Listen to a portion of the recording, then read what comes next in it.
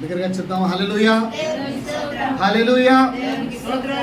మనం ధ్యానిస్తున్న అంశం ఒకసారి ధ్యానంగా వినండి, నా వైపు ధ్యానంగా చూడండి. మనం ధ్యానిస్తున్న అంశం ఆత్మ వర్సెస్ శరీరం. ఆత్మ ఏం చెప్తుంది, శరీరం ఏం చెప్తుంది? ఆత్మ ఏం చెప్తుందంటే దేవునికి మహిమకరమైన జీవితం జీవించండి. శరీరం ఏమంటుందంటే నిన్ను నీవు గణపరచుకో. ఏం చేయాలి? నిన్ను నీవు గణపరచుకోవాలి. కానీ ఆత్మ ఏమంటుంది? దేవునికి మహిమ వచ్చేలాగున జీవించండి. మనం ఎలా జీవిస్తున్నాం? సో దేవునికి మహిమ అంటే ఇప్పటికీ 5 పాయింట్లు చెప్పారు. 5వ పాయింట్ ఏం చెప్పారంటే దుర్నీతిని ద్వేషించుట దేవునికి మహిమకరమైన జీవితం అని చెప్పారు. అట్ ద సేమ్ టైం 6వ మాటగా ఏమన్నారంటే సత్యము. సత్యము ఎవరు? సత్యము ఎవరు? ఆయనను ఎరుగుట. ఏంటనా? ఆయనను ఎరుగుట దేవునికి మహిమకరమైన జీవితం. ఎవరిని ఎరుగుట?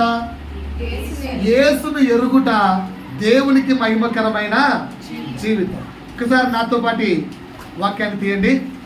నువ్వు యేసును ఎరిగి ఉన్నావా? నీకు యేసు తెలుసా అని ప్రశ్న. లేదంటే నాకు యేసు తెలుసు అని ఎలా చెప్పగలవు అని అడుగుతున్నాను నేను. ఓకేనా? ఇక్కడ 2 వ్యక్తులు యేసును కలిశారు. వాళ్ళకి ఏమైనా యేసు తెలుసేమో చూసుకుందాం. యోహాను సువార్త 3వ అధ్యాయము 1వ వచనం నుంచి చదువుకుంటూ వెళ్దాం.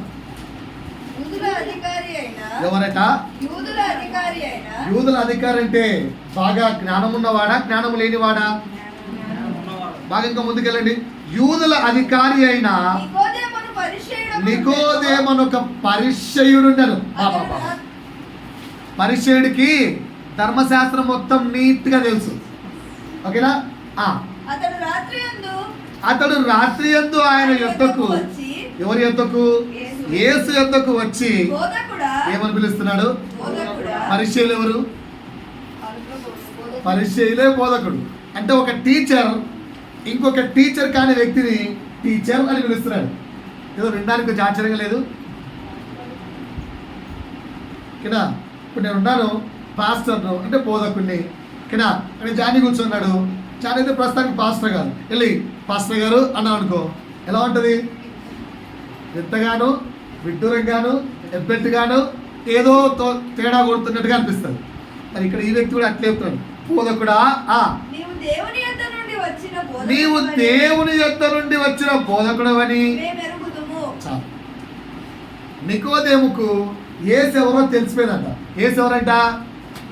దేవుని యొద్ద నుండి వచ్చిన టీచరు. నువ్వు మామూలు సాదా సీదా టీచర్ కాదు భయ్యా. మేమంతా కూడా ఏదో ధర్మశాస్త్రాన్ని అలా చదివేసి టీచర్లు అయిపోయాం. నువ్వు మాత్రం డైరెక్ట్గా దేవుని దగ్గర నుంచి వచ్చావు. చాలామంది యొక్క ధ్యానాలు పెన్నులు లేవు, పెన్సిల్ లేవు. దైవ సేవకుడి ముఖాన్ని చూస్తూ ప్రభు మాట వినాలి. అమ్మా నా వైపు తిరగండి, లేదంటే అపవాది వాక్యాన్ని దొంగలించేస్తాను. ఓకేనా? నికోదేముకు యేసు ఎవరో తెలిసిపోయింది కదా. ఇంకొక స్త్రీ దగ్గరికి వెళ్ళండి. 4వ అధ్యాయం 7వ వచనం. సమరయ స్త్రీ ఒకటే నీళ్లు చేదుకొనుటకు మిట్ట మధ్యాహ్నం 12 గంటల సమయమున అక్కడికి రాగా యేసు అమ్మా నాకు దాహమునకిమ్మని ఆమెను అడిగాను. ఆయన శిష్యులు ఆహారము కొనుటకు ఊరిలోనికి వెళ్ళి ఉండేది. బాగా వినండి. మీకేమైనా డౌట్ వస్తే నన్ను అడగండి. నాకేమైనా డౌట్ వస్తే మిమ్మల్ని అడుగుతాను. ఓకేనా? మాట్లాడుకుందాం మంచిగా. ఆ సమరయ స్త్రీ ఏమైనా నీవు యూదుడవైన నీవు సమరయ స్త్రీనైన నన్ను దాహమునకిమ్మని ఎలాగడుగుతున్నావు? నీకు ఆల్రెడీ చెప్పాను. ఎందుకు? యూదులకు సమరయులతో సాంగత్యం ఉండదు. ఎందుకంటే యూదులలో కొందరు అన్య జాతి వారిని పెళ్లి చేసుకొని ఆ అన్య యొక్క సంప్రదాయంలోకి వెళ్ళిపోయిన వ్యక్తులను సమరయులు అంటారు. కనుక యూదులు ఆ సమరయ మార్గం గుండి కూడా వెళ్ళరు, ఆ ఊరు మీద నుంచి కూడా వెళ్ళరు, ఆ ఊరిలో నుంచి కూడా వెళ్ళరు. అలాంటిది యేసు అక్కడి నుంచి వెళ్తాడు. కాబట్టి ఫస్ట్ వర్డ్ ఆ మాట చూడండి 4:1 యోహాను కంటే యేసు ఎక్కువ మందిని శిష్యులుగా చేసుకొని వారికి బాప్తిస్మం ఇచ్చుచున్న సంగతి 2 ఆయన యూదయ దేశము విడిచి గలిలయ దేశమునకు తిరిగి వెళ్ళెను. అయినను యేసే బాప్తిస్మం ఇయ్యలేదు గాని ఆయన శిష్యులు ఇచ్చుచుండిరి. 4 క్లియర్ ఉంది. ఆయన సమయ మార్గమున వెళ్ళవలసి వచ్చాను. జనరల్గా వెళ్ళరు. ఇదంతా మీకు చెప్పాను. ఓకేనా? ఇక్కడ మీకు ఏమైనా డౌట్ వచ్చిందా? మళ్ళీ చదివించాలా? మళ్ళీ చదివించవచ్చారా? సారీ 8 చదవమ్మా ఒకసారి. ఆయన శిష్యులు ఆహారము కొనుటకు ఊరిలోనికి వెళ్ళి, అక్కడ యేసు ఒక్కడే ఉన్నాడు, శిష్యులు ఎవరు లేరు. ఆ బావి దగ్గర యేసు ఒక్కడే ఉన్నాడు. సమరయ స్త్రీ ఏమడిగాడు? అమ్మ కొన్ని వాటర్ ఇవ్వాలి. ఆ సమరయ స్త్రీ ఏం సమాధానం ఇస్తుంది? యూదుడు అయిన నీవు సమరయ స్త్రీనైన నన్ను దాహమును కిమ్మని ఎలా అడుగుచున్నావని ఆయనతో చెప్పాను. ఏలయనగా చాలు. ఓకేనా? ఫర్ ఎగ్జాంపుల్ ఇప్పుడు మీరు ఇక్కడ ఉండాలనుకోండి, నేను మంచిగా ఒక కోట్ వేసుకొని, ఓకేనా, సూటు బూట్ వేసుకొని కార్లో, బెంజ్ కార్లో దిగి, ఒక రేంజ్ కార్లో, ₹1,00,00,000 కార్లో దిగి, సిస్టర్ బస్సుకు డబ్బులు లేవు, ఒక ₹10 ఇవ్వ అని అడిగారు అనుకో, ఏమంటారు మీరు? లేదంటే టిఫిన్కి డబ్బులు లేవు ప్లీజ్ ఒక ₹10 అడిగితే ఏమంటారు? ఫస్ట్ పైకి కిందికి చూస్తారు, నెక్స్ట్ ఎనకుండా కార్ను చూస్తారు, ఇది కారా క్యాబా, ఎన్నో డౌట్లు. ఎందుకని డౌట్లు వచ్చాయి? వస్త్రధారణ బట్టి నేను ఎవరు అనుకుంటున్నారు మీరు? బాగా రిచ్. ఓకేనా? ఇక్కడ సమరయశ్రీ యేసును యూదుడు అని ఎలా గుర్తుపెట్టింది? యేసును యూదుడు అని గుర్తుపట్టింది, కానీ యేసుని గుర్తుపట్టలే. యేసును యూదుడు అని వస్త్రధారణను బట్టి గుర్తుపట్టింది, కానీ యేసు ఈయన లోక రక్షకుడు, లోక పాపం మోసుకొని పోయే దేవుని కొర్రె పిల్ల, ఈయనే మెస్సయ్య, ఈయనే రక్షకుడు, ఈయన కొరకే మేము ఎదురు చూస్తున్నాము అని సమరయ స్త్రీ గుర్తించలేదు. సో ఇప్పుడు నీ వస్త్రధారణను బట్టి యు ఆర్ ఏ క్రిస్టియన్, లేదా నీ చేతిలో బైబిల్ను బట్టి యు ఆర్ ఏ క్రిస్టియన్, లేదా డిసెంబర్ నెలలో నువ్వు పెట్టే స్టార్ను బట్టి యు ఆర్ ఏ క్రిస్టియన్, లేదా నువ్వు ఏదైనా పెట్టే క్రిస్మస్ ట్రీని బట్టి యు ఆర్ ఏ క్రిస్టియన్, లేదా నువ్వు వేసుకునే తెల్ల బట్టలు దీన్ని బట్టి యు ఆర్ ఏ క్రిస్టియన్ అని గుర్తిస్తున్నారా? లేకపోతే అంటే నేను మరలా క్వశ్చన్ వేస్తున్నాను, నాకు యేసు తెలుసు అని నువ్వు జనులకు కానీ, సంఘానికి కానీ, సమాజానికి కానీ, నీ బంధువులకు కానీ ఎవరికైనా ఎలా చెప్పగలవు? How can you express? వస్త్రధారణ బట్టి ఎక్స్ప్రెస్ చేస్తే సరిపోదు. It is not valid. నువ్వు వేసుకునే తెల్ల బట్టలను బట్టి నువ్వు పాస్టరో అనుకుంటే ఈ మధ్య ప్రతి చిన్న పిల్లోడు తెల్ల బట్టలు వేస్తున్నాడు. ఎందుకంటే nowadays white and black become a fashion. అయితే బ్లాక్ షర్ట్ లేదా వైట్ షర్ట్, ఈ మధ్య వైట్ బ్లాక్ బాగా ట్రెండ్ నడుస్తుంది. ఏదైనా చిన్న ప్రోగ్రామ్ పెట్టండి స్కూల్లో కానీ ఎక్కడే కానీ బ్లాక్లు వైట్లు ట్రెండ్ నడుస్తుంది. కనుక నీ డ్రెస్సును బట్టి నువ్వు క్రైస్తవుడిగా గుర్తింపు తెచ్చుకుంటే సరిపోదు. కనుక నాకు యేసు తెలుసు అని ఎలా చెప్పగలవంటే 2 మాటలు చెప్పాను ఇప్పటికి. మొదటి మాట ఏం చెప్పారంటే, నీవు లోకానికి వెలుగులా ఉండాలి. నువ్వు లోకానికి వెలుగులాగా ఉన్నావు అనుకో, నువ్వు క్రిస్టియన్ అని జనాలు గుర్తిస్తారు. మొదటి పాయింట్ గుర్తుందా? వెలుగంటే ఏంటో 5 అర్థాలు చెప్పాను. రెండవది, నువ్వు లోకానికి ఏమై ఉన్నావమ్మా? ఉప్పు అయి ఉన్నావు. ఈ 2 పాయింట్లు గుర్తున్నాయా? ఈరోజు ఇంకొంచెం ముందుకెళ్దాం.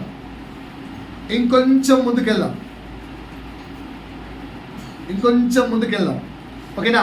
నాతో పాటు నేను ఈరోజు వాక్యాన్ని తయారు చేసుకునేటప్పుడు బాగా చెప్పాను, ప్రభా డీల్ ఓకే, నువ్వా నేనా తెలుసుకుందాం, డీల్ ఓకే ఈయన. ఎందుకంటే కష్టాలు ఎక్కువ ఉన్నాయి, కొన్ని సవరింపులు కావాలి. నాతో పాటు ఎవరైనా ఉన్నారా? కొన్ని సవరింపులు చేసుకున్నాను దేవు ప్రభా, ఏంది కష్టాలని నవ్వా కుదరదులే, కొన్ని సవరింపులు. ఎవరు ఉన్నారు నాతో పాటు? ఎవరు లేరా? నేను ఒక్కనే నా పాపిని. కొన్ని సవరింపులు చేసుకున్నావు ఈరోజు. చెప్పండి సార్, నాతో పాటు ఎవరన్నా కొన్ని సవరింపులు విందాం. సవరింపులు అంటే కొన్ని మనకు నచ్చిన కరెక్షన్, చేంజెస్. ఓకేనా? రైట్. ఏంటంటే 3వ మాట, నాకు యేసు తెలుసు అని ఎలా చెప్పాలంటే 1 జాన్, యోహాను రాసిన మొదటి పత్రిక, అక్కడే ఆన్సర్ ఉంది. 2వ అధ్యాయం 3వ వచనం. మరియు మనం ఆయన ఆజ్ఞలను గైకొనిన యెడల, అబ్బా ఇది ఆన్సర్ అండి. మనము ఆయన ఆజ్ఞలను గైకొనిన ఎడల దీనివల్ల ఆజ్ఞను గైకొనుట వలన ఆయనను ఎరిగి ఉన్నామని తెలుసుకుందాము. 3వ పాయింట్ ఏంటండి? Are you following? Suppose if you are following rules and regulations of Jesus, దేవుని యొక్క ఆజ్ఞలను పాటించినట్లయితే నీకు దేవుడు తెలుసు అని తెలుసుకుందామని బైబిల్లో చెప్పారు క్లియర్గా. ఈరోజు ఆజ్ఞలు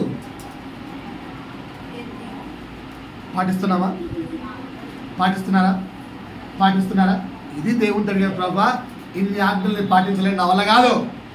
కొన్ని ఆజ్ఞలు ఎగ్జామ్షన్ అంటే కొంచెం సడలించుకుందాం ప్రభా, మరి కష్టంగా ఉంది. సో ఇప్పుడు నేను చదువుతాను, ఒక్కొక్క ఆజ్ఞ మీకు ఎవరికి నచ్చకుంటే ఆజ్ఞ తీసేద్దాం. ఓకేనా? తీసేసుకుందామా? మొత్తం ఆజ్ఞ ఏంటో తెలుసా? పాత నిబంధనలో 613 ఆజ్ఞలు. రాసుకోండి.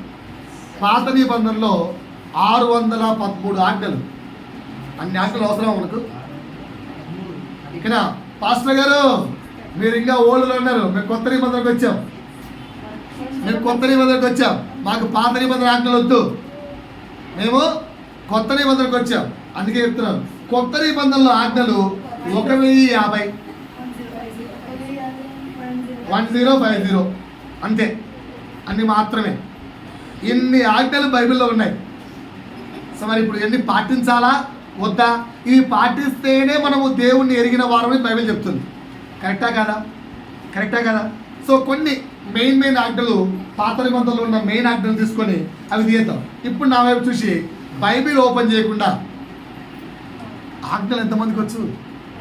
సరే, వచ్చిన కొన్ని గుర్తున్న 10 చెప్పండి. 10 ఆజ్ఞలు ఉన్నాయి కదా. నరహత్య చేయకూడదు. ఎంతమంది తెలిసి ఆజ్ఞ? తెలుసా? చదివిస్తారు. ఒక ఆజ్ఞ చెప్పింది అమ్మాయి, నరహత్య చేయకూడదు. తెలుసా? అది ఆజ్ఞ కాదండి, దానికి వివరణ అంటారు. నేను ఆజ్ఞ వివరణ చెప్పకు చెబుతాను. దొంగలించవద్దు. తెలుసా మీకు ఎవరికైనా? తెలుసు. ఇంకా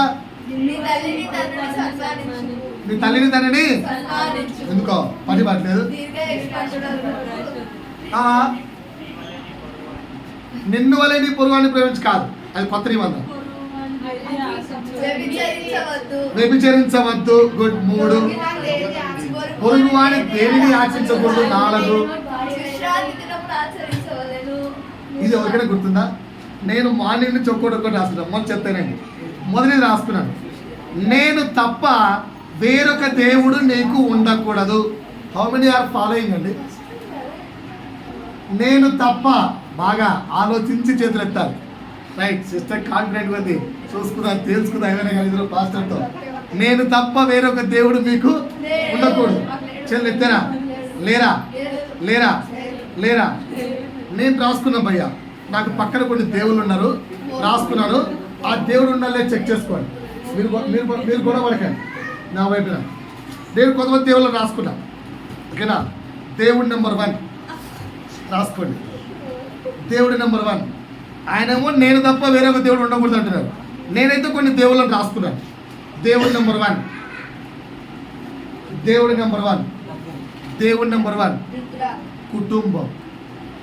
కుటుంబం మీకు దేవుడిగా లేదా?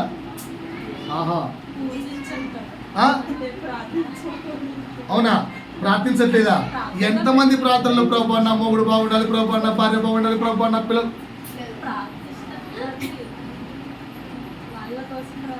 కుటుంబము దేవుడు స్థానాన్ని తీసుకోలేదా? కినా కుటుంబం అంటే నేను నా విషయం రాయలేదు.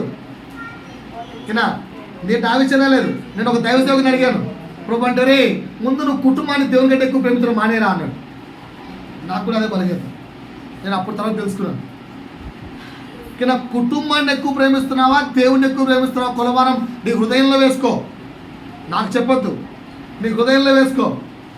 కుటుంబం ఎక్కువ ప్రీతికరమైపోయిందా, దేవుని మాట ఎక్కువ ప్రీతికరమైపోయిందా?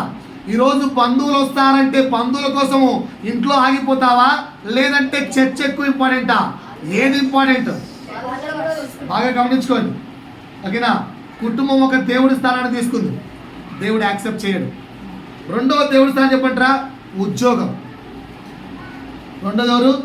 ఉద్యోగం. లేదా దేవుడి స్థానం ఉద్యోగానికి ఇవ్వలేదా? దేవుడి స్థానం ఉద్యోగానికి ఇవ్వలేదా? సండేరా ఈరోజు, సండే ఉద్యోగం అయింది. రమ్మన్నారు, మరి ఏం చేయమంటావు? రమ్మన్నారు, ఏం చేయమంటావు? దాని గురించి ముందు మాట్లాడతాం. మూడు ఇవన్నీ మాకు లేవయ్యా. మాకు కుటుంబం ఇంపార్టెంట్ కాదు, ఉద్యోగం ఇంపార్టెంట్ కాదు. డబ్బు దేవుడిగా మారలేదా? డబ్బులకి ఇస్తున్న ప్రాధాన్యత దేవుడికి ఇస్తున్నారా? మనీకి ఇస్తున్న ప్రాధాన్యత దేవుడికి ఇస్తున్నారా? చెక్ చేసుకోండి. ఈ 3 దేవుడి యొక్క స్థానాన్ని పక్కన నెట్టేసాడు ఈ మధ్యకాలంలో. మనందరిలో ఉన్న బలహీనత చెక్ చేసుకోండి. కనుక ఆజ్ఞ పాటించాలి భయ్య. ఏంటది? ఇప్పటి నుంచి 3 పక్కన పెట్టండి.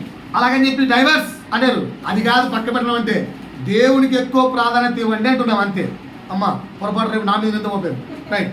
రెండవ ఆజ్ఞ, దీని గురించి ఎక్స్ప్లెనేషన్ ఉంది. పైన భూమి ఏందే కానీ భూమి కింద నీళ్ళ ఏందే కానీ నేను ఎక్స్ప్లెనేషన్ అడగట్లేదు. మెయిన్ ఆజ్ఞ అది. రెండవ ఆజ్ఞ, ఆయన నామమును వ్యర్థముగా ఉచ్చరింపకూడదు. ఎక్కడ ఎప్పుడు దేవుడి నామాన్ని వ్యర్థంగా ఉచ్చరించలే. అన్నిటికీ తప్పుడు ఆన్సర్ చెప్పేకండి. ఎంత ఫాస్ట్ ఉన్నారంటే ఏదో ఎక్కడే కానీ దేవుడి నామాన్ని వ్యర్థంగా ఉచ్చరించలేదా? ఎందుకు ప్రార్థించాలి దేవుడికి? ఏమిచ్చాడని? దేవుడు అంటే నాకు ఇన్ని కష్టాలు ఉంటాయా? నా బ్రతుకులో నా మొగుడు ఇలా ఉంటాడా? నా భార్య ఇలా ఉంటుందా? నా పిల్లలు ఇలా అవుతారా? అసలు ఒక్కరోజున రూపాయి డబ్బులు ఇచ్చాడా? ఏంటో అని కష్టం వచ్చినప్పుడు ఎప్పుడు సనగలే. ఆ సనగడమే దేవుడిని ఉచ్చరించడం అంటే. దేవుడి నామాన్ని వ్యర్థంగా ఉచ్చరించడం అంటే సనగడం, అదే సొనగడం. చేయలేదు ఎప్పుడు? నీకు ఇంకా ఆ వయసు రాలే, వస్తే సొనుగుతావు. అర్థమైందా? ఇది రెండో ఆజ్ఞ, సొనగకూడదు. సార్ సొనుగుతే ఏమైందా సార్? కష్టం వచ్చాక సొనిగాం సార్. దాని రిజల్ట్ ఒకసారి చూపిస్తారు చూడండి. ద్వితీయోపదేశ కాండము సొనుగుతే వచ్చే రిజల్ట్. ద్వితీయోపదేశ కాండము 28వ అధ్యాయము 58, 59. సొనుగుతే వచ్చే రిజల్ట్. ద్వితీయోపదేశ కాండము 28, 58, 59. నీవు జాగ్రత్త పడి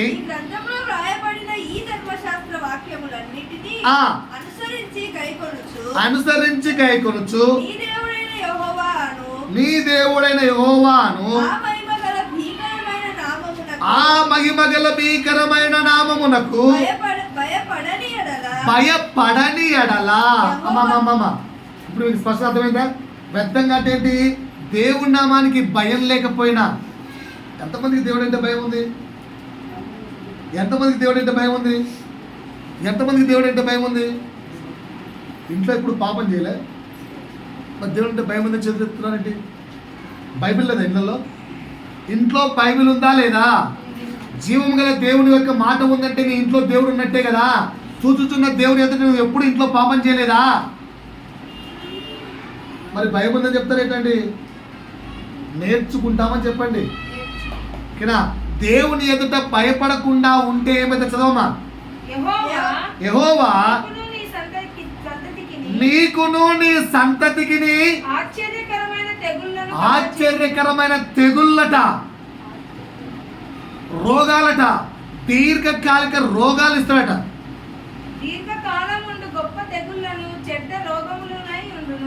ఇది కావాలా మనకు? ఇది కావాలా? మరి ఏం చేయాలి మనం? ఇది వద్దంటే దేవుని యందు భయభక్తులు కలిగి సనగక సొనగక విసుగక దేవునితో ఉండాలి. ఉన్నామా? పరీక్షించుకుందాం. సనగక విసుగక భయభక్తులు కలిగి ఆయనతో ఉండాలి. మూడవ ఆజ్ఞ చెప్పండి ఒకసారి నాకు. విశ్రాంతి దినమున ఆచరించబడు. ఎంతమంది ఆచరిస్తున్నారు? ఎంతమంది ఆచరిస్తున్నారు? విశ్రాంతి దినము ఎంతమంది ఆచరిస్తున్నారు? కదా అసలు యాక్చువల్గా విశ్రాంతి దినం ఇప్పుడు ఇలాంటి వాళ్ళు ఒకరు ఉంటారని చెప్పి నేను వెయిట్ చేస్తున్నాను. ధర్మశాస్త్రం ప్రకారంగా యూదులకు విశ్రాంతి దినము సాటర్డే, శనివారం. ఓకేనా? ఎస్, అది ఆన్సర్. We are not Jewish. మనం యూదులము కాదు, మనం క్రిస్టియన్స్. కొత్త నిబంధన ప్రకారముగా మనము యూదుల కిందకి రాకుండా దేవుడు మనని క్రైస్తవులుగా మార్చేశాడు. ఎక్కడుంది ఆ మాట? రోమా 6:14 చూడండి. సారీ, అది రోమా 6:14. మీరు కృపకే గాని ధర్మశాస్త్రములకు లోనైన వారు కారు. చాలమ్మా, మనం ఎవరికి లోనైన వాళ్ళము? దేవుని కృపకు లోనైన వారమే కానీ ధర్మశాస్త్రమునకు లోనైన యూదులు మనం కాదండి. కనుక మనకు సాటర్డే విశ్రాంతి దినం కాదు. మరి ఆదివారం విశ్రాంతి దినమా? ప్రస్తుతానికి విశ్రాంతి దినం ఎప్పుడు? ఆదివారం. ప్రస్తుతానికి మోడీ చాలా సిన్సియర్గా ప్రయత్నిస్తున్నాడట ఫ్రైడే హాలిడేగా మార్చడానికి. రానున్న రోజుల్లో ఖచ్చితంగా ఫ్రైడే అవుతుంది, సండేని క్యాన్సిల్ చేస్తాం. మనం ఎప్పుడేద్దాం కనుక రోజుకు ప్రాధాన్యత ఇవ్వకండి. విశ్రాంతి దినం ప్రస్తుతానికి ఆదివారం జరుపుకుంటున్నాం, రోజుకు ప్రాధాన్యత కాదండి. విశ్రాంతి దినం అంటే 2 విషయాలు నువ్వు చేయాలి. విషయం నెంబర్ 1, నువ్వు నీ పనులన్నిటిలో నుంచి కూడా విశ్రాంతిని తీసుకోవాలి. ఎందుకంటే దేవుడు 6 రోజులు కష్టపడి 1 రోజు విశ్రాంతి తీసుకున్నాడు. Are you taking? నీ పనులన్నిటిలో నుంచి విశ్రాంతి అంటే 6 రోజులు డ్యూటీకి వెళ్తున్నావు, 7వ రోజు నీ కుటుంబముతో ఉండాలి. You have to spend time with family members. రెండవది, ఇంతకంటే ప్రాముఖ్యమైనది, దేవునికి ఆరాధన చేయాలి. అంటే విశ్రాంతి దినం సండే అంటే church compulsory. Sir Sunday is విశ్రాంతి అని చెప్పారు సార్, చెప్పే కదా. యూదుల ప్రకారం సాటర్డే, దాన్ని మీరు ఫాలో కావాలని చెప్పలేదు. ఇప్పుడు ప్రస్తుతం మనకున్న క్రైస్తవ లోకం ప్రకారంగా సండే. ఓకేనా? రేపు ఫ్రైడే చేస్తే ఫ్రైడే. విశ్రాంతి అంటే ఆ రోజు నువ్వు 6 రోజుల కష్టం నుంచి 1 రోజు విశ్రాంతి తీసుకోవాలి. రెండోది, చర్చికి మ్యాక్సిమం రావాలి. ఉన్నారా రెగ్యులర్గా చర్చికి? దేవునితో సహవాసంలో విశ్రాంతి తీసుకున్నారా? ఇంకా ఇప్పుడు విశ్రాంతికి అర్థం చెప్తారు. ఏం చెప్పాను? విశ్రాంతి అంటే నీ యొక్క పని ఒత్తిళ్ళ నుంచి రిలాక్సేషన్. ఎవరితో పొందాలి? ఫ్యామిలీ మెంబర్స్తో. వీటికంటే మించి నీ ప్రతి పని భారము కూడా ఎక్కడ మర్చిపోవాలి? ఫ్యామిలీ మెంబర్స్తో మర్చిపోవాలి. అట్ ద సేమ్ టైం దేవుని సన్నిధిలో మర్చిపోవాలి. చేస్తున్నారా? వాళ్ళు చెప్తోలేండి, నాకు చర్చికి రావడం పెద్ద టెన్షన్గా ఉంది. ఆదివారం రాకనాక ఒక ఆదివారం వచ్చి చర్చ్ అంటే ఏంది? సినిమాలకు వెళ్ళక, షికార్లకు వెళ్ళక, షాపింగ్కి వెళ్ళక, ఏది చర్చి ఆడుకోతా అంటే విశ్రాంతి ఎక్కడ దొరుకుతుందండి? ఆటల్లో, ఐపీఎల్ మ్యాచ్ల్లో, షటిల్ మ్యాచ్లలో, ఖోఖో మ్యాచ్లలో, ఇంకా మ్యాచ్లలో, కరాటీ మ్యాచ్లలో, ఇంకా లోకములో విశ్రాంతి ఎత్తుకుంటున్నావు. కానీ కుటుంబ సభ్యుల దగ్గర విశ్రాంతి ఎత్తకలేదు.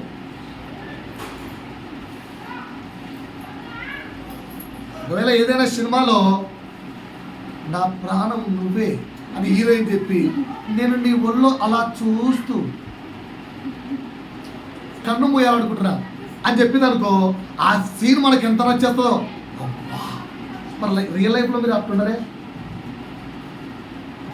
రియల్ లైఫ్లో మీరు అలా ఉండరే? అంటే పక్కనోడి యాక్టింగ్ చేస్తే బాగుంటుందా? రియల్ లైఫ్లో విశ్రాంతి లేవా? దేవుని సన్నిధి మీకు విశ్రాంతిని ఇవ్వట్లేదా? నీ కుటుంబం నీకు విశ్రాంతిని ఇవ్వట్లేదా? నీ పని భారం నుంచి నీ కుటుంబం దగ్గర నువ్వు ఎవరి కొరకు కష్టపడుతున్నావో, ఏ దేవుడి కొరకైతే నువ్వు ప్రయాసపడుతున్నావో ఆయన దగ్గర విశ్రాంతి పొందలేకపోతే నువ్వు విశ్రాంతి దినాన్ని ఆచరిస్తున్నట్ట ఆచరించినట్ట? చెప్పండి సార్, నిజంగా ఆచరిస్తున్నారా? ఈ పాదాలు దేవుని సన్నిధి కొరకు 10 నిమిషాలు ముందే ఉండడానికి పరిగెత్తాలట. పరిగెడుతున్నాయా? 10కి రాలేవన్నా నీకేం తెలుసు అంటే 10కి రాంటారు. ఏది వచ్చేది? ఎంత కష్టమో తెలుసా? నేను మా భార్యను వచ్చేవారం నేను ఊరికి వెళ్దాం అనుకుంటున్నా. సండే చిన్న వర్క్ ఉంది. మా మామకు దెబ్బ తగిలి చాలా రోజులు అయిపోయింది. నేను ఇప్పుడు చూడడానికి వెళ్ళలేదు. అందరూ నన్ను దూషిస్తున్నారు బాగా. నా పనులు నాకున్నాయి కానీ ఏం చెప్తాను, తిడుతున్నారు. ఇంత నేను బుధాన్ని ఎత్తుకొని మోసిన మామ కనికరం లేదారా నీకు? దెబ్బలు తగిలితే చూడడానికి కూడా రావారా అని ఫోన్లో చూస్తారు కదా అని చెప్పాను. కానీ వాళ్ళు యాక్సెప్ట్ చేయట్లేదు. సరే 30th నాకు హాలిడే ఉంది కదా పోదాం అనుకుంటున్నాను.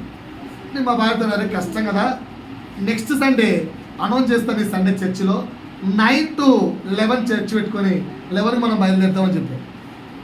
10 కంటేనే చక్కగా జనాలు రావట్లేదే, నువ్వు 9 కంటే చర్చ్ అయిపోయేసరికి అసలు ఎవరు రారు, ఓన్లీ మన ఫ్యామిలీ వేసుకొని వెళ్ళాలి అంత అంటే అనౌన్స్ చేస్తే వస్తారేమంటే. కానీ ఇక్కడ అర్థం ఏంటంటే ప్రభు సన్నిధికి ఒక 5 నిమిషాలు ముందుండగలగాలి. అదే డ్యూటీ అంటే రావా? ఎవడైనా అప్పు ఇస్తాడంటే రావా? ఎవడైనా అప్పు ఇస్తాడంటే గంట ముందుండవా? 10 నిమిషాల ముందుండవా? మరి విశ్రాంతినిచ్చే దేవుడి సన్నిధికి మనం విశ్రాంతిని సరిగా ఆచరించట్లేదమ్మా. ఇది కూడా ఆజ్ఞ తప్పినట్టే. ఆజ్ఞాతిక్రమము పాపం. ఆజ్ఞాతిక్రమము పాపం. జాగ్రత్త సుమ. ఇంకా కిందికి వెళ్ళండి అన్నా, వద్దులేనా మాకు ఇంకా పాత్ర నిబంధన వద్దు, ఆజ్ఞలు కష్టంగా ఉన్నాయి. మీరు ఇప్పటికే 3 చెప్పారు, మాకు కొంచెం కష్టం. 4 దానికి వెళ్దామా? 4 దానికి నీవు దీర్ఘాయుష్వంతులు ఉన్నట్లు. ఏమంటున్నావు? ఇప్పుడన్నా నా మాట, ఎవరన్నా హ్యాపీ బర్త్డే అని చెప్పి చాక్లెట్ ఇస్తారు కదా, happy birthday very soon happy death అనండి. ఒక్కడన్నా ఇష్టపడతాడా? అంటే ఏమన్నా ఇష్టపడతాడా అడుగుతాను. నేను అడిగాను ఒకసారి ఇప్పుడు వచ్చి సార్ టుడే మై బర్త్డే అంటే, అరే మరి డెత్ ఎప్పుడు రాని అడిగాను. బుద్ధితో లేదు సార్, ఏం ఏమాడుతున్నారు సార్ మీరు డెత్ అంత భయం ఎందుకు, ఏదో ఒక రోజు రావాల్సిందే కదా అంటే అది కూడా కరెక్టే. When birthday is increasing death day is coming soon అనేది అర్థం. మరి దీర్ఘాయుష్వంతులు కావడానికి ఉన్న ఏకైక మార్గం ఏదంట బైబిల్లో? మరి మనం చేద్దాం యంగ్స్టర్స్ ఆన్సర్ ప్లీజ్. ఒక్కసారి ఇంకా పెళ్ళే కాలే, ఇంకా పెళ్ళి అయితే ఏందో, అందుకని యంగ్స్టర్స్ అడుగుతున్నాం. పెళ్ళి కాకముందే మమ్మీ డాడీకి రెస్పెక్ట్ లేదంటే పెళ్ళైనాక get out from the house 30 girls what you are doing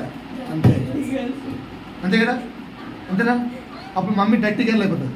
వాడు మీ మొగలు తీసుకెళ్ళవా, నాకేం పని పడలేదు. ఇంకా మమ్మీ దేని అవసరం అనుకో, ఇది భర్తలు గడడానికి నీతో పర్లేదు నువ్వరా నువ్వు ఇంట్లో. నేను మా పిల్లకి తోటి చెప్పాను, నువ్వు సచ్చిన వరకు మమ్మల్ని చూడగొట్టకడమ్మా. మీరు చూసుకోకపోయినా, మాకు అన్నం పెట్టినా పెట్టకపోయినా మీరు మీ భర్తలతో ఎంత సుఖంగా అండి, మమ్మల్ని మాత్రం పంచుకోకండి. మాకొద్దు. మామ ఒకడికి అత్త ఒకడికి అని అమ్మ ఒకడికి వద్దు, అస్సలు పంచుకోండి.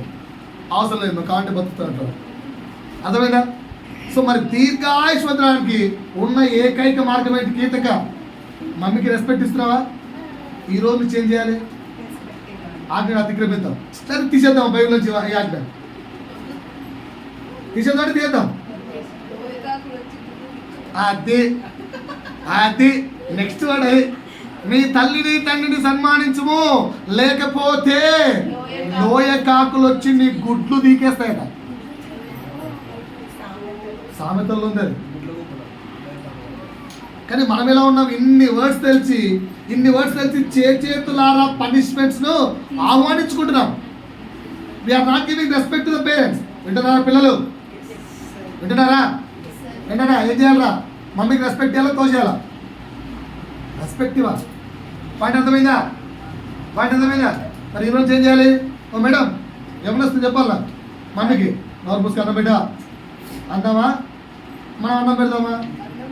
కిచెన్లో మనం వండుదామా, మమ్మీ వండమని చెప్తామా? నేర్చుకోవాలి. రాదంటే ఎట్లా? వాక్యం అదే నేర్పిస్తుంది. Point is clear. అన్నా ఇట్లా కాదులే, కొత్త నిబంధనకి వెళ్దాం అంటే కొత్త నిబంధనకి వెళ్దాం. తీయండి మత్తయి సువార్త 5వ అధ్యాయము 5, 6, 7 అధ్యాయం మొత్తం అదే చదువుకోండి. సాత్వికులు ధన్యులు. 5వ అధ్యాయం అని చెప్పాను, నేను చెప్పలేదు. 5వ అధ్యాయం 17వ వచనం. ధర్మశాస్త్రమునైనను ప్రవక్తల వచనములనైనను కొట్టివేయవచ్చునని తలంచవద్దు. ఏ సంతటి వాడు ధర్మశాస్త్రంలో ఆజ్ఞలు కొట్టేయలేదు. నువ్వు నేను సవరించుకుందామంటే ఎవరు ఒప్పుకుంటారు? ఏసే కొట్టేయకుండా పాటించాడు. ఏసు దగ్గర ఇవన్నీ ఉన్నాయి లేదా ఆజ్ఞలు? ఆయన ఎక్కడైనా తప్పు చేసినట్టుందా? మరి మనం ఎందుకు క్రీస్తును వెంబడిస్తున్న వారము, క్రీస్తును ఎరిగిన వారము, క్రీస్తును తెలుసుకున్న వారమని పైకి చెప్పుకుంటూ, క్రైస్తవులోని పైకి ప్రచారం చేసుకుంటూ, క్రైస్తవులో వి ఆర్ ద క్రిస్టియన్స్ అని పక్క వ్యక్తికి చెప్పుకుంటూ ఇవేవి పాటించని వ్యక్తిగా ఎందుకున్నాం? ఇకనైనా మారదామా? భూమి అంతం కాబోతుందట. సునీత అయిపోయిందట. ఆమె ఎత్తే నమ్మారు, బైబిల్ చెప్తే మాత్రం ఎవరు నమ్మట్లేదు. దేవుని రాకడ సమయం ఆసన్నమైందని జనులు మొత్తుకుంటున్నారు. బైబిల్లోని ప్రతి వాగ్దానము నెరవేర్చబడుతుంది. ఇక సమయం లేదు సోదరా సోదరి, మార్పు పొందడానికి ఇది సమయం. ఇకనైనా మారదాం. మనల్ని మనం గడిచిన గురువారం వాక్యంలో చెప్పాను, వాట్ ఈస్ క్రిస్టియన్ అని. క్రిస్టియన్ అంటే ఏం చెప్పానమ్మా? Is a dead body for the world and is a living bread for the Jesus. నువ్వు లోకానికి చచ్చిన వాడిగాను, క్రీస్తు కొరకు జీవమున్న బ్రెడ్ గాను, ఆహారము గాను ఉన్నావా? ఇది క్రైస్తవుడు. ఇకపోతే మీరు చెప్పిన చిన్న చిన్న అంటారు. ప్రతి మాట, ప్రతి ఆజ్ఞ ఏంటి? ఒక ఆజ్ఞ, నరహత్య చేయకూడదు. దాని మీనింగ్ పాత నిబంధనలు ఎత్తకండి, కొత్త నిబంధనలు అండి. కొత్త నిబంధన 21వ వచనం నుంచి మొత్తం పేరా. నరహత్య అంటే ఏంటో తెలుసా? జస్ట్ కోపడటం కూడా నరహత్య. దేవుడు అంత ఎక్స్టెన్షన్ ఇచ్చాడు. మనం కోపడట్లేదా? సహోదరుడు దాకా ఎందుకులే, మమ్మీ డాడీల మీద కోపడట్లేదా పిల్లలారా? ఇది పరిస్థితి. నెక్స్ట్ ఇంకోటి ఏంటి? వ్యభిచారము చేయకూడదు. వ్యభిచారం గురించి చాలా డీటెయిల్గా ఇచ్చాడు యేసయ్య నెక్స్ట్ పేరాలు. ఆ తర్వాత ఏంటి? 2 నాలుకలు కలిగి ఉండరాదు. అదే ఒట్టంటే 2 నాలుకలు, పైకి ఒక మాట లోపలికి ఒక మాట, పైకి ఒక మాటలు. అవునంటే అవును, కాదంటే కాదు. అలా ఉన్నామా మనం? మన దగ్గర ఈ క్వాలిటీస్ ఉన్నాయా? ఇంకా చూడండి 42వ వచనం, ముఖము తిప్పుకోరాదు. ఎవరికి ముఖము తిప్పుకోరాదు. తిప్పుకోవట్లేదా? ఎంతమంది ఫోన్ కాల్స్ కట్ చేశారు? ఎప్పుడు ఫోన్ కాల్స్ కట్ చేయరా? ఆలోచించుకోండి. ముఖము తిప్పుకోరాదు. ప్రభు యొక్క ఆజ్ఞలు ఇట్లా ఉన్నాయి. బైబిల్లో ఆజ్ఞ అంటే ఏమంటారు అండి? బైబిల్లో ఉన్నది ఆజ్ఞ కాదు, దేవుని నోటి నుంచి వచ్చిన ప్రతి మాట ఆజ్ఞ. అందుకే చెప్పారు కొత్త నిబంధనలో 1010, 1050, పాత నిబంధనలో 613. ఇన్ని ఆజ్ఞలు పాటిస్తేనే. సార్ మొన్న ఒక పాప అడిగింది నన్ను, సార్ ఏమరా ఆజ్ఞలు పాటించమన్నావు కదా? పాటించవాలి. నేను 99 ఆజ్ఞలు పాటిస్తాను సార్, ఒక్కటి పాటించను. మరలా రాజ్యంలో ప్రేరిస్తారా? 99లో నేను గుడ్డు కదా, 99 ఐ ఫాలోయింగ్. యవనస్తుడు అడిగితే ఏం చెప్పాడు? యవనస్తుడు దేవుడు అడిగితే ఏం చెప్పాడు? ఆజ్ఞలు పాటించు అన్నాడు. ఇవన్నీ పిల్లప్పుడు చేస్తున్నా అంటే నీలో ఒక్కటి కొదవగా ఉందన్నాడు. అంతేనా? ఒక్కటి కొదవగా ఉందన్నాడు. ఆ ఒక్కటి చేయనందుకే నిత్య జీవంలో ప్లేస్ పోయిందా లేదా? మరి నీకు నాకు ఉంటుందా? నిత్య జీవంలో ప్లేస్ కావాలంటే ప్రతి ఆజ్ఞ పాటించాలి. ఇప్పుడు ఇమాజిన్ చేసుకోండి, 1050 ఆజ్ఞలు పాటించాలంటే నీకు ఎంత టైం పడుతుంది నేర్చుకోవడానికి? మరి ఇంకెప్పుడు ప్రయత్నిద్దాం? అట్ ద ఏజ్ ఆఫ్ 70సా? మరి ఇప్పుడు నుంచే స్టార్ట్ చేద్దామా? సో దానికి ఒకటే ఒక policy, you are dead body for the world. నీవు ఈ లోకానికి చచ్చిన వాడవు. ఏ కోరిక, ఏ ఆశ, ఏ అభిలాష, ఏ ఇష్టాలు ఏవి ఉండకూడదు. కానీ నీకేమున్నాయి? గర్వం, అహంకారం, కోరికలు, ఇష్టాలు, ఆశలు, అభిలాషలు, విలాసాలు, విపరీతాలు ఇన్ని ఉన్నాయి. వీటన్నిటిలో నువ్వు చస్తే దెన్ ఆటోమేటికలీ ఆజ్ఞలు చాలా సులువుగా ఉంటాయి. ఓకేనా? ఇంకొంచెం కిందికి వెళ్దాం. ఇంకొంచెం సార్ కొత్త నిబంధనలు ఇవన్నీ కాదు, కానీ 1-2 ఆజ్ఞలుగా మార్చాలంటే యేసు అన్ని ఆజ్ఞలు 2 ఆజ్ఞలతో మార్చాడు. ఏంటా 2 ఆజ్ఞలు? నీ పూర్ణ హృదయముతోను, నీ పూర్ణ ఆత్మతోను, నీ పూర్ణ మనసుతోను నీ దేవుడైన యెహోవాను ప్రేమింపవలెను. ఏం చేయవలను? అంటే మొదటి ఆజ్ఞ ప్రేమ. 2వ ఆజ్ఞ ఏంటి? నిన్ను వలె నీ పొరుగువారిని ప్రేమింపు. 2వ ఆజ్ఞ కూడా ప్రేమ. సో బైబిల్ మొత్తం యొక్క సారాంశం ఒక్క పదం అండి. ఇది ఉందా? ఇది ఉందా నేను అడిగేది. Are you loving everyone? నీవు అందరినీ ప్రేమిస్తున్నావా? ఇప్పుడు 3వ మాట ఏం చెప్పాను? ఆజ్ఞలు గైకొనడం ద్వారా నాకు యేసు తెలుసు అని చెప్పచ్చు. 4వ మాట చెప్తున్నా, రాసుకోండి. 4వ మాట, దేవుని ప్రేమ నాలో పరిపూర్ణంగా ఉంది. దేవుని ప్రేమ నాలో పరిపూర్ణంగా ఉంది. That's why I can say I know Jesus. దేవుని ప్రేమ నాలో పరిపూర్ణంగా ఉంది. అందును బట్టి నాకు యేసు తెలుసు అని చెప్పగలను. ఎంతమందిలో దేవుని ప్రేమ పరిపూర్ణంగా చెప్పండి?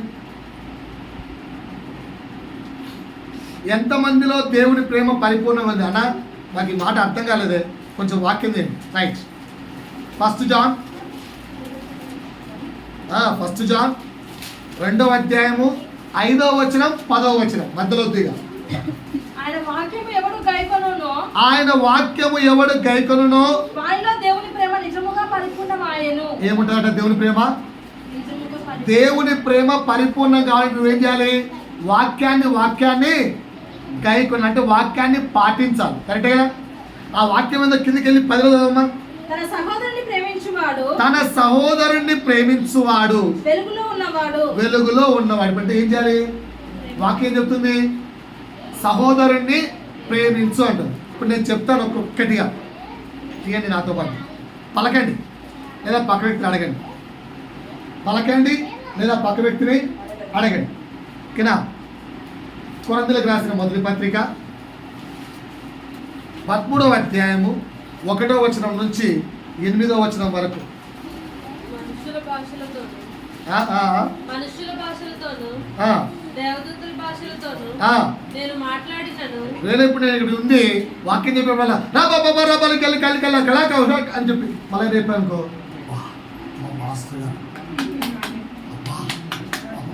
అలా మాట్లాడినా దానికంటే ఒకవేళ ప్రేమ లేదనుకో నేను ఎవరిని అంటే అరే వీడు ఓన్లీ సౌండ్ బాక్స్ కానీ రోయ్ వీడి దగ్గర క్యారెక్టర్ లేదు. ఏం లేదు? ఓన్లీ మాటలే, చేతలు లేవు. ఓన్లీ చెప్పుడే, పాటించడాలు లేవు. ఓన్లీ వాగుడే. వీడికి ఫర్ ఎగ్జాంపుల్ ఇక్కడ నేను ఆత్మలో అని ఆ పక్కకి వెళ్ళి ఏ సార్ ఉందా అని అడిగాను అనుకో, ఏమంటావు నన్ను? ఇప్పుడు అంటే ఇప్పుడే మళ్ళీ అంటారంట్రా అంటే ఏంది? నువ్వు అన్ని భాషల్లో మాట్లాడినా, దేవదూతల భాషలో మాట్లాడినా, గొప్ప పాండిత్యం ఉన్నా ఉండాల్సిందేంది? వ్యక్తుల పట్ల ప్రేమ. వ్యక్తుల పట్ల చదువు కిందికి. ప్రవచించు కృపావరము కలిగి అంటే ఏంటి? ప్రవచించే కృపావరం. ప్రాఫెసీ చెప్పేంత కృప నాకున్నా కూడా నాలో ప్రేమ లేకపోతే ఏమన్నా నేను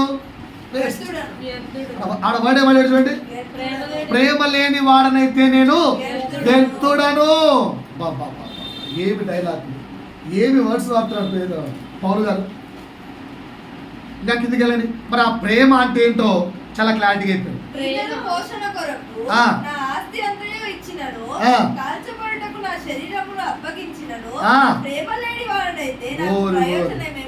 ఉన్న డబ్బులన్నీ బిల్కిరేట్స్కున్నంత ఆస్తి ఉండి కూడా మొత్తం బీదలకు ఇచ్చేసినా కూడా నేను ఒకవేళ ప్రేమ లేకుండా ఉంటే నేను దేశదారినే కానీ ప్రయోజనం లేదు.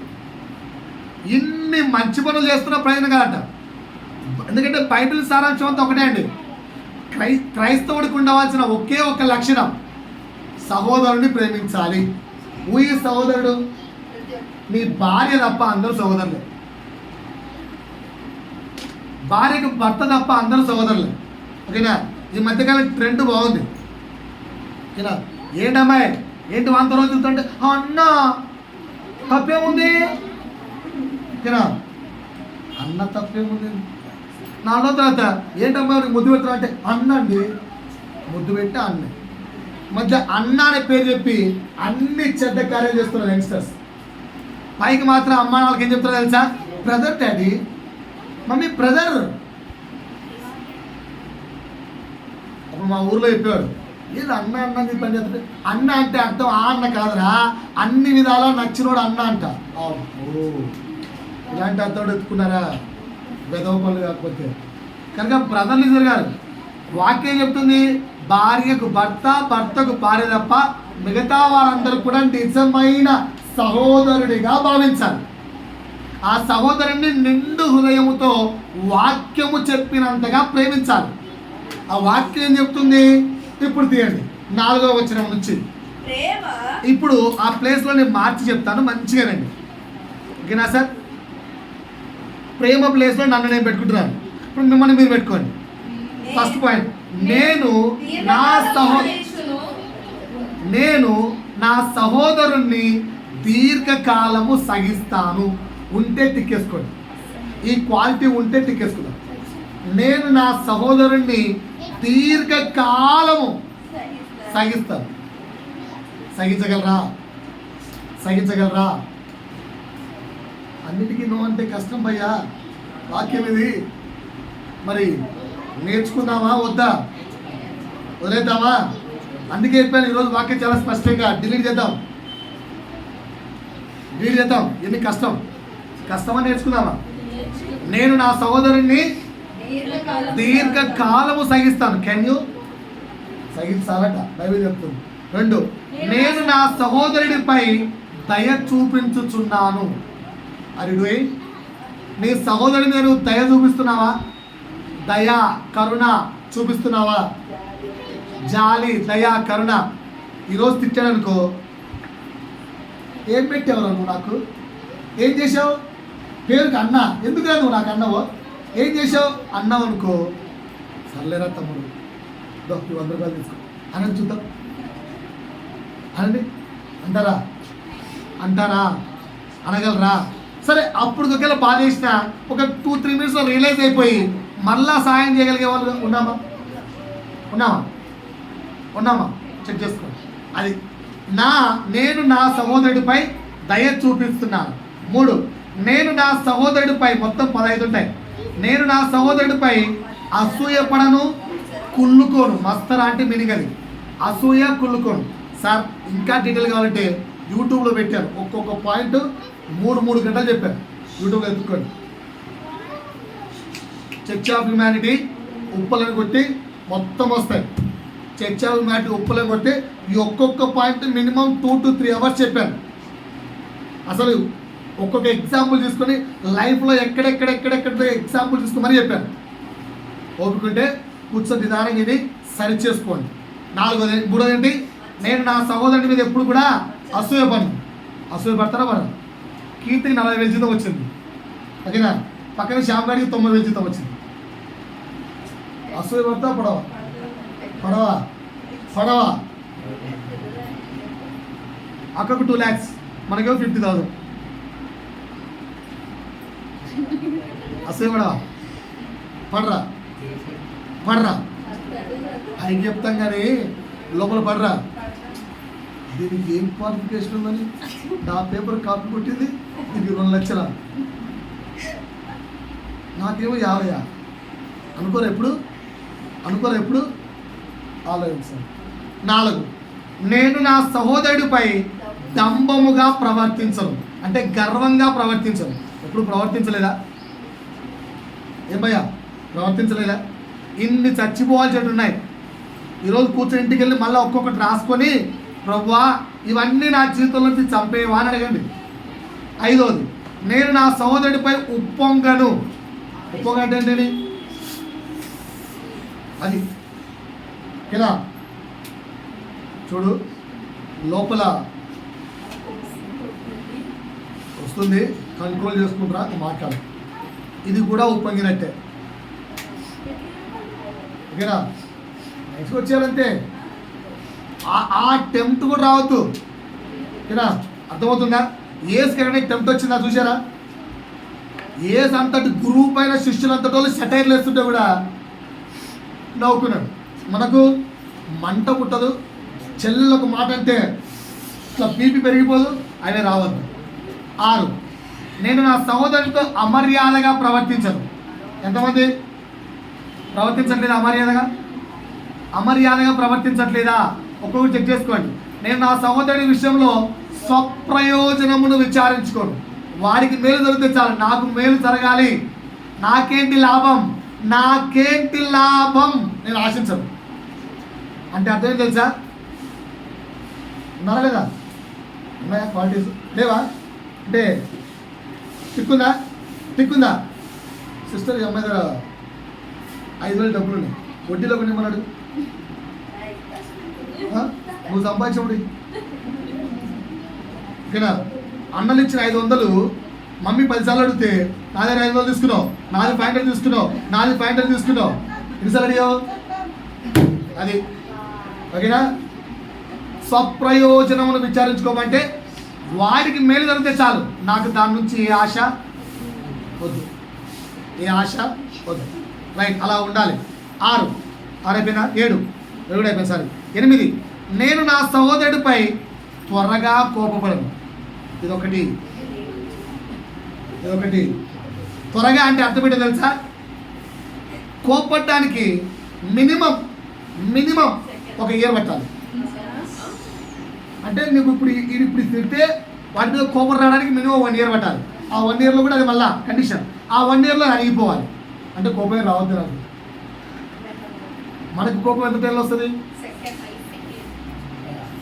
5 సెకండ్స్ అలాట, నాట్ ఈవెన్ 5 సెకండ్స్ కొందరు. అంటే సారీ టు సే. 9, నా సహోదరుడి విషయాల్లో అపకారము మనస్సులో కూడా ఉంచుకోను. వాడికి కీడు జరగాలని ఎక్కడా కోరుకోరా? ఎప్పుడు కోరుకోలేదా? అదో ఎగ్జాంపుల్స్ వాళ్ళు ఎప్పుడు రావాలి ఎగ్జాంపుల్స్. ఏంటమ్మా కోరుకోరా? ఎప్పుడు పక్కింటలు రోజు మీ ఇంటికి నీళ్ళు వస్తున్నారు అనుకో, ఏమనుకుంటారు? ఇలా చేతులు పడిపోను, ఎప్పుడు నీళ్ళు అనుకుంటారు అనుకోరా? మరి అనుకోరంటారు ఏంటండి? అన్ని అబద్ధాలు ఆడతారు. రైట్, 9 అయిపోయింది. 10, నేను నా సహోదరుడికి జరిగిన చెడుకై సంతోషించక దుఃఖపడతాను. పక్కనడికి ఏమైనా జరిగితే ఆనందిస్తారా, దుఃఖపడతారా? ఓకేనా? మీకు తెలిసినవాడికి కాదు, మీ శత్రువుకు. ఎగ్జాంపుల్ చెప్పంటారా? ఈ క్వాలిటీ ఉందా లేదా? మీకు అర్థమే భాష ఎగ్జాంపుల్ చెప్తా, ఓకేనా? ఇండియా పాకిస్తాన్ మ్యాచ్ జరుగుతుంది, నడుస్తుంది. కరెక్ట్గా పాకిస్తానే గెలిచేటట్టుగా ఉంది. కానీ లాస్ట్ ఓవర్లో అద్భుతం జరిగి పొరపాటు ఇండియా వైపు వచ్చింది అనుకో, ఇంకా జాస్తి జరిగింది. అప్పుడు అంపైర్ కరెక్ట్ అంటారా?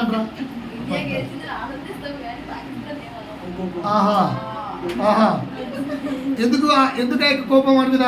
వాడు నీకేమైనా డైరెక్ట్గా నీ జీవితానికి ఏమైనా అన్యాయం చేశాడా? ఆడు పాకిస్తాన్, ఆడు నీ జీవితాన్ని డైరెక్ట్గా అన్యాయం చేశాడా? కానీ మ్యాచ్ చూసేటప్పుడు నా టీమే గెలిచాలి, వాడు ఓడిపోవాలి, వాడు అవుట్ కావాలి. ఇది క్రైస్తవత్వం. మనం ఎంత దిగజారిపోయిన క్రైస్తవత్వం దయచేసి అర్థం చేసుకోండి. ఇక నుంచైనా మారటం సమయం లేదు, దేవుడు రాకడ సిద్ధంగా ఉంది. ఆలోచించండి. రైట్, నేను నా సహోదరుడి విషయంలో అన్నిటినీ ఓర్చుకుంటాను.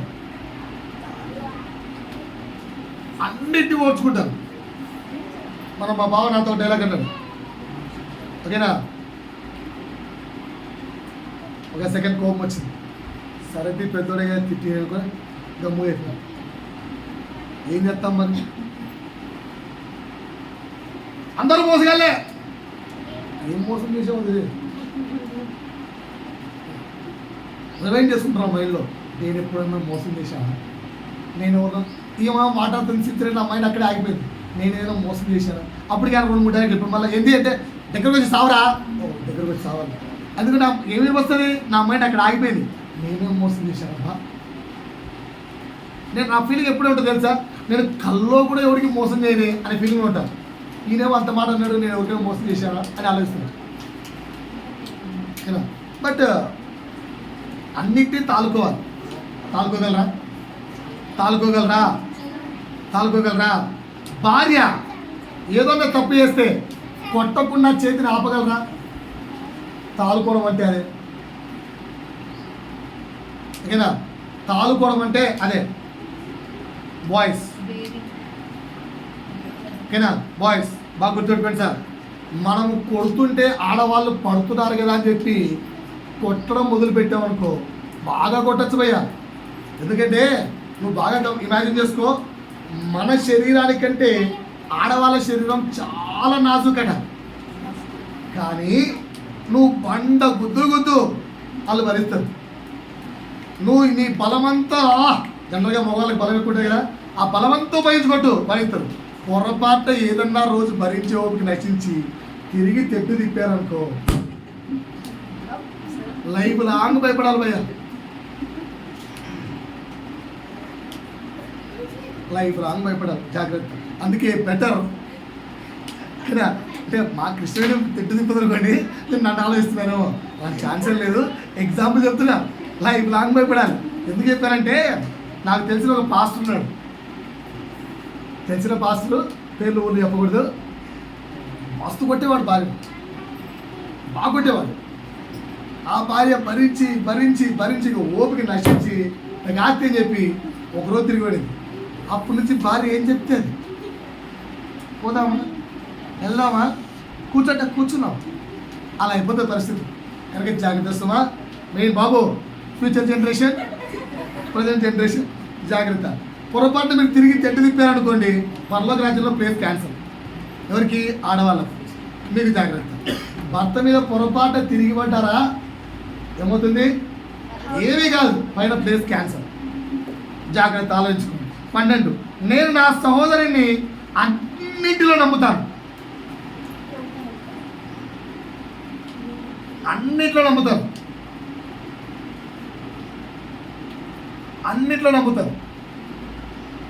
కదా.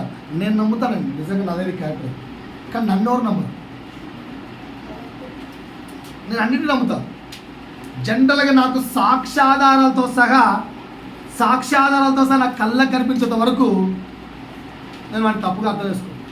అది ఎవరైనా కానీ, వీడు కానీ వాడి కానీ ఆడు కానీ ఎవరైనా కానీ, సాక్ష్యాధారాలతో సహా కదా. నీకు తెలుసా అమ్మాయి మంత్రుతుంటే తిరగనీరా బాబు, నీకు తెలుసా అని అడుగుతారు. నా కళ్ళకు, నా సొంత కళ్ళకు కనపడేంత వరకు నమ్మను. నేను నమ్ముతావా? చాలా వరకు నమ్ముతా. నాకు ఎప్పుడైతే సాక్ష్యాలతో సహా బయటపడింది అనుకో, అప్పుడు అడుగుతాను. ఆ తర్వాత అసలు అడగకుండా ఆగండి, కంపల్సరీ చేస్తాను. దానికి రిజల్ట్ ఆలోచించి అడిగేస్తాను. ఏంటిది? నాకు సాక్ష్యం ఉంటేనే మాట్లాడతాను. అలా నువ్వు నీ సహోదరుణ్ణి ప్రతి విషయంలో అన్నిట్లో నమ్మగలవా?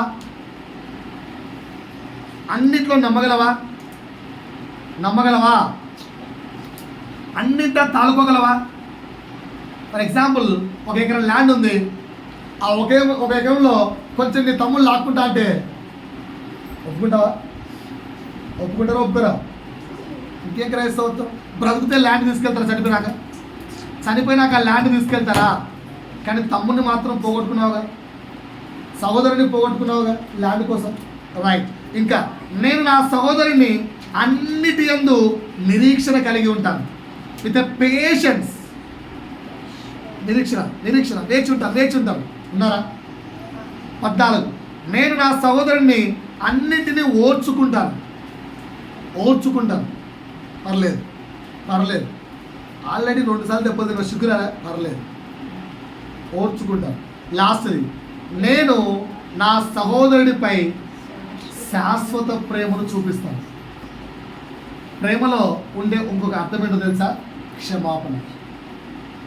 ప్రేమలో ఉండే ఇంకొక అర్థం క్షమాపణ. I will forgive my brother for ever. మళ్ళీ వాడి తప్పుడు నేను జ్ఞాపకం చేసుకోను. వాడి తప్పుడు నేను జ్ఞాపకం చేసుకోను. దేవుడు మన తప్పులు జ్ఞాపకం చేసుకుంటే పరిస్థితి ఏంటి? దేవుడు మనం చేసిన పాత తప్పులను మళ్ళా జ్ఞాపకం చేసుకుంటే పరిస్థితి ఏంటి? మరి క్రైస్తవులమని చెప్పుకుంటున్నాం మనం. ఈ అన్ని క్వాలిటీస్ మనలో ఉంటే కదా then we are called as a Christians. వారు క్రైస్తవులు అనబడివి ఎప్పుడు? ఇన్ని క్వాలిటీస్ వాళ్ళ జీవితంలో వచ్చిన తర్వాత. ఇప్పుడు వరకు మనకి క్వాలిటీస్ ఏమడిగినా no no no no no no, ఇది ఒక్కటే ఇంగ్లీష్ పదం నేర్చుకున్నాం. ఎస్ అనే పదం చెప్పట్లేదు. సంఘం అంతా అలాగే ఉంటాం. ఇంకా నో నో నో నో, మార్కులు ఏవి రాకుండా సున్నానే వస్తూ ప్రమోషన్ కామంటే ఎట్లా ప్రమోషన్ వస్తుంది? ఆలోచించుకోండి. పోయిన వారం చెప్పాను, అక్కడ 5 పాయింట్లు చెప్పాను, నో అన్నాం. ఇంకో దాంట్లో 3 పాయింట్లు చెప్పాను, నో అన్నాం. ఈరోజు ఆజ్ఞలు 10 చెప్పాను, నో అంటున్నాం. సరే ప్రేమలో 15 పాయింట్లు చెప్పాను, నో అంటున్నాం. అన్నిట్లో నో నో నో అంటే మనల్ని క్రైస్తవులని సెల్ఫ్ మనం చెప్పుకుంటున్నాం. కానీ పరలోక రాజ్యంలో నేను క్రైస్తవుడా రా అని స్వాగతం ఉంటుందా? ఏం చేద్దాం మరి? ఇంకా లోకాన్ని ప్రేమిద్దామా? నేర్చుకోవాల్సిన పాఠాలు నేర్చుకుందామా?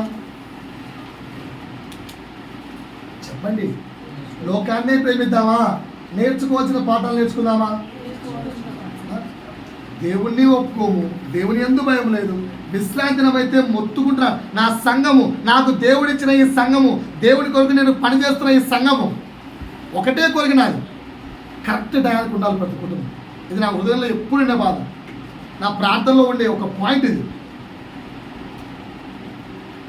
దేవుని పట్ల అంత ఆసక్తి ఉండాలి. ఎందుకంటే నేను ఎప్పుడు లేకపోలేదు. జానీయ సాక్షి. ఎప్పుడు నువ్వు వచ్చిన తర్వాత వచ్చానా? ఎప్పుడు చూసావు అట్లా?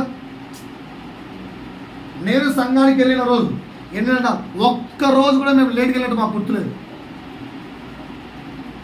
సంఘస్థులందరికంటే ముందుండే వాళ్ళం, ముందుండి చర్చ్ పనులు చేసేవాళ్ళం, చర్చ్ అంతా క్లీన్ చేసేవాళ్ళం, కార్పెట్లు పరిచేవాళ్ళం, డ్రమ్ అన్ని అరేంజ్మెంట్స్ చేసుకునేవాళ్ళం. ఎప్పుడు లేట్ రాలే. ఎందుకంటే విశ్రాంతి అంటే మాకు అంత ఆసక్తి. ఇంకా అంతకంటే ముందు ఎలా ఉండాలో తెలుసా? రోజు ప్రార్థన ఉండేది. సాయంత్రం 7 నుంచి 8 గంటల రోజు మేము ఇంటికి ఎందుకు వచ్చేవాళ్ళం తెలుసా? డ్యూటీ చేసుకొని 6:50 నుంచి 7 మధ్యలో వచ్చేవాళ్ళం. చర్చికి ఎప్పుడు లేకపోలే, 7 లోపు చర్చికి వెళ్ళాం. అట్లా రావడం, అట్లా బ్యాగ్ ఇసిరేయడము, బయట ట్యాప్ ఉంటే ట్యాప్ మీద కాలు పెట్టడం, పరిగెత్తలేదు చర్చికి. క్షణము ఇంట్లో అడుగు కూడా పెట్టేవాళ్ళం కాదు. విత్ అక్షయాతో పాపను వేసుకొని, చిన్న పాపను వేసుకొని. ఎందుకంటే మా కష్టానికి విశ్రాంతి దేవుడి సన్నిధి. అక్కడికి వెళ్ళి కూర్చునేవాళ్ళం. అంత ఆసక్తితో మీరు ఉండాలి. అది నా ప్రార్థన, నా వేదన. ప్రభు కొరకు పరుగులెత్తాం. దానికి ఒకటి లేని త్వరగా చాలంతే. లేకపోతే ఏం చేయలేదు. రోజు 5కి లేస్తూ సండే రోజు 10కి లేస్తా అంటే కష్టం. ప్రభు యందు భయభక్తి కలుగుతాం. ఇకనైనా మారుదాం. ఇప్పుడు 4 పాయింట్లు చెప్పాను.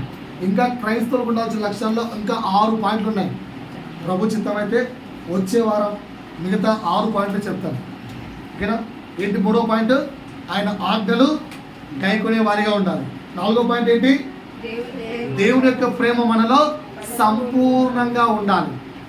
అలా ఉంటేనే మనం క్రైస్తవులు. దేవుడి యొక్క వాక్యాన్ని దీవించి ఆశీర్వదించును గాక.